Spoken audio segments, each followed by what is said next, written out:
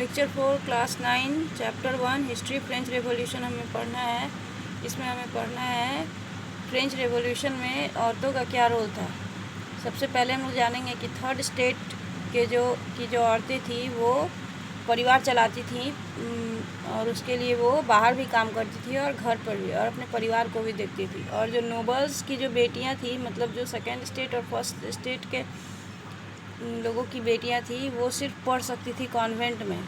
1791 में जो संविधान बना था उससे औरतों को पैसिव सिटीजन्स मान लिया गया था और उनको वोट देने का अधिकार नहीं था, और किसी भी पॉलिटिकल पार्टी में उनका वोट देने का भाग लेने का अधिकार नहीं था। इसलिए जो औरतें थी वो अपना पॉलिटिकल क्लब शुरू की और न्यूज़पेपर शुरू की। उसमें एक एग्जांपल है the society of revolutionary and Republican women. उसके बाद कुछ नियम बना जिससे औरतों का जीवन सुधरा। सबसे पहले है कि स्टेट स्कूल का इंट्रोडक्शन हुआ और सिस्टम ऑफ कंपलसरी एजुकेशन लाया गया गर्ल्स के लिए।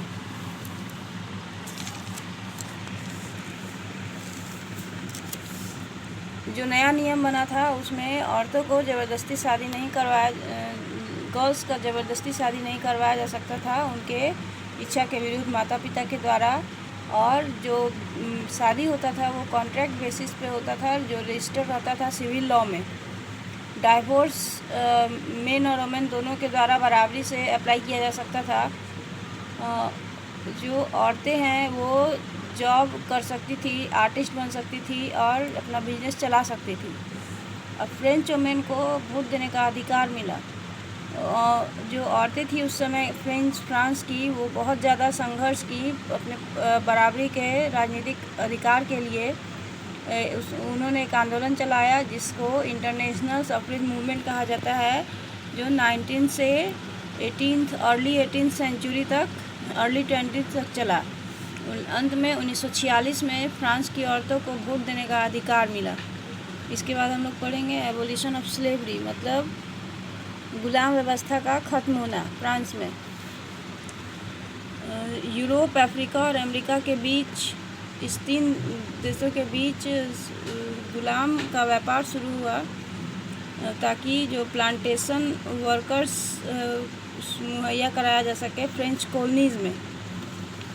और फ्रेंच कॉलोनीज़ में आपका कैरिबियन में था जिसको कुछ नाम है, मार्टिनिक, गॉडेलॉप और सैन डोमिंगो। जो फ्रेंच मर्चेंट्स थे वो गुलाम को लोकल चिफ्टेंस के लिए बॉर्डर्स, नैंटेस और अफ्रीकन कोस्ट से गुलाम खरीदते थे 18वीं शताब्दी तक। इस समय तक कोई भी इसका विरोध नहीं था। 1794 में लॉ ऑफ कन्वेंशन गुलामी को गैर कानूनन बताया और सारे गुलामों को आज़ाद करवाया गया फ्रांस के ओवरसी कॉलोनी से। 10 साल बाद 1804 में नेपोलियन जब शासन में आया तो फिर से गुलाम का सिस्टम शुरू हुआ, क्योंकि वो जो प्लांटेशन वर्कर्स था उनको खुश करना चाहता था, जो अफ्रीकन ब्लैक्स को अपना गुलाम बनाने का अधिकार समझते थे। स्लेव्स को उस समय अफ्रीकन निग्रोज कहा जाता था। 1848 में स्लेवरी ख़त्म हुआ फ्रेंच कॉलोनीज़ में। अब हम पढ़ेंगे रोज़ का जीवन लोगों का रेवोल्यूशन। 1789 के बाद जब बास्टाइल पे आक्रमण हुआ और सेंसरशिप जब ख़त्म हुआ तो जितना भी रिटन मटेरियल्स था और कल्चरल एक्टिविटीज़ था उसको पब्लिश किया जा सकता था राजा के सेंसर्स के अप्रूवल के बाद। जब सेंसरशिप ख़त्म हुआ और declaration of rights of man and citizen आया तो फ्रीडम ऑफ स्पीच और एक्सप्रेशन जो है वो नेचुरल राइट बन गया इंसान का फ्रांस में। इसके बाद newspaper, books, pamphlets, printed pictures, ये सब बहुत ज़्यादा उन्नति हुआ, बहुत ज़्यादा छपने लगा और फ्रीडम ऑफ प्रेस जो है वो एक नया ओपिनियन लोगों में लेके आया। अब हम पढ़ेंगे कंक्लूज़न। फ्रेंच रिवॉल्यूशन ख़त्म हुआ तो इससे रास्ता 1804 में नेपोलियन बोनापार्ट, बहुत एक फेमस फ्रेंच जनरल था जो फ्रांस का एम्परर बना।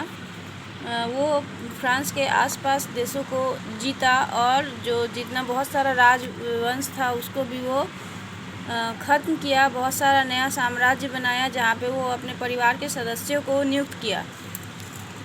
बहुत सारा नया कानून वो लाया जिसमें प्रोटेक्शन ऑफ प्राइवेट प्रॉपर्टी आया और uniform system of weight and measures लाया डेसिमल सिस्टम का।